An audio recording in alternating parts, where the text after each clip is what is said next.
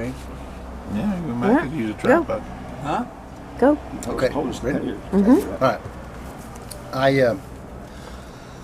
One of the questions I was trying to answer within my own mind is with the names of God and the power associated with the names of God, why can we not speak the name of God and get anything done? So, I was studying destruction of the temple, and each time something's destroyed, something's removed. So if something's removed, something's got to be brought back. And if you take the Shem Havaya, the Yud He Vav He, and if there's no sanctification in the name, no continuity, no zivug, then you're not gonna. It's not going to work. You're not going to get any action. So, knowing Kabbalistically that the Yud and the He, Abba and Ima are always together, and that Zeranpin and the Nukva have times of Katnut and Gadlut, that these times of dormita that they go through. I was trying to figure out where did we lose the Vav? All right, and so I knew at the destruction of the first temple, the Shekhinah resided, and that was in exile, because Rachel is in exile. Rachel is buried outside of Machpelah, so that aspect's always in exile. But the Jewish people, as a whole, are the Hay, and so the Vav at the destruction of the second temple.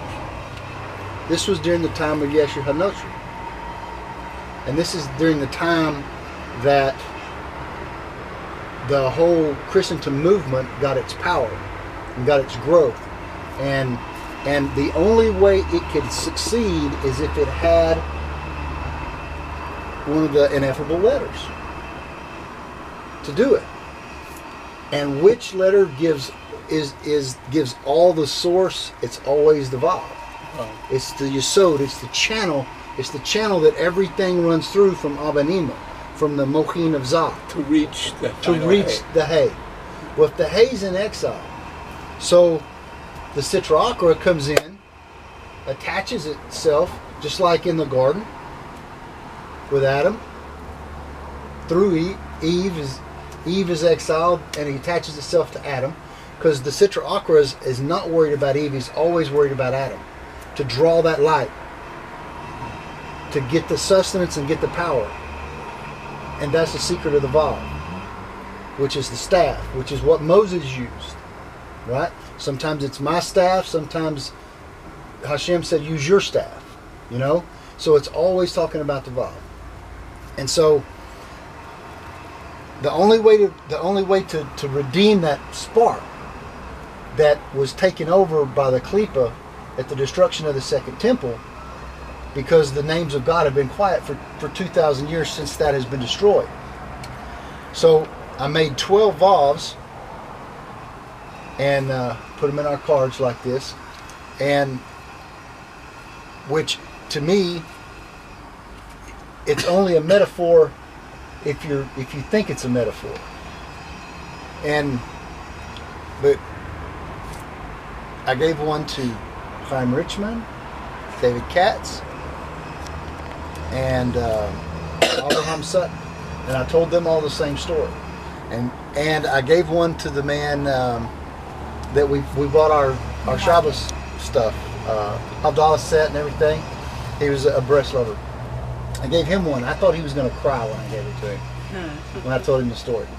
And so I think because we were in the Christianity, and because it has been siphoning off all of the light, all the power for 2,000 years, it was time to bring it home.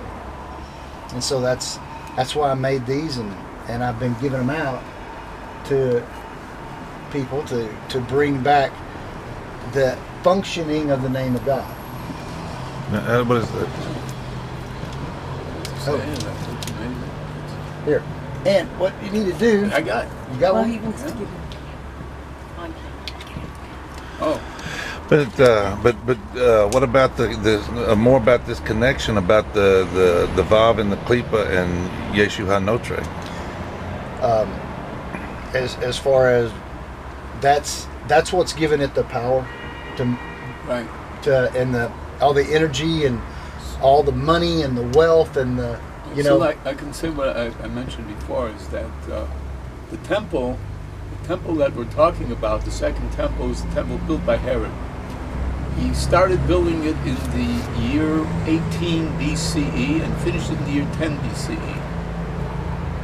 It was rebuilt from the original second temple, built by Zerubbabel and Ezra and the men that came back from Babylonian exile.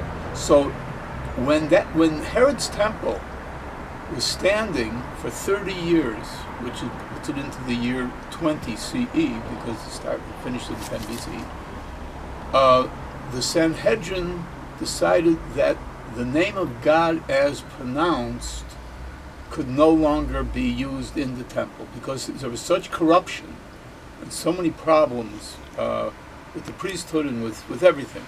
Places coming apart at the seam with corruption. So they felt it was no longer appropriate that the name of God be pronounced as spelled. And at that moment, when they did that, really, effectively, there no more was a temple. Because although you had the sacrifice and you had the service and the building was standing, the temple is, as it says in the Chumash, the place where God chooses for his name to dwell. When you take God's name off the temple, that means Yud Kei Vav Kei, as pronounced, as we heard it on Mount Sinai. When God said, Anochi Hashem Eloka, I am the Lord thy God, he didn't pronounce it Adonai like we do. He was allowed to say his own name the way it's the right way. And there, and only in the temple is that done. So once that was taken off, we lost all the power of God's name. And that really allowed exactly what you said to happen. That opened the passageway for the power of God's name with the Vav, which is the power that reveals, brings it to revelation, was just lost and available for the other side, the spiritual husks, to grab a hold of it and build themselves up with, which is exactly what happened. What they did. Right. It seems to be going the other way now. Yeah, and so we're going to make it, render it useless. And it has been. Mazal tov. Mazel tov. Okay. Great.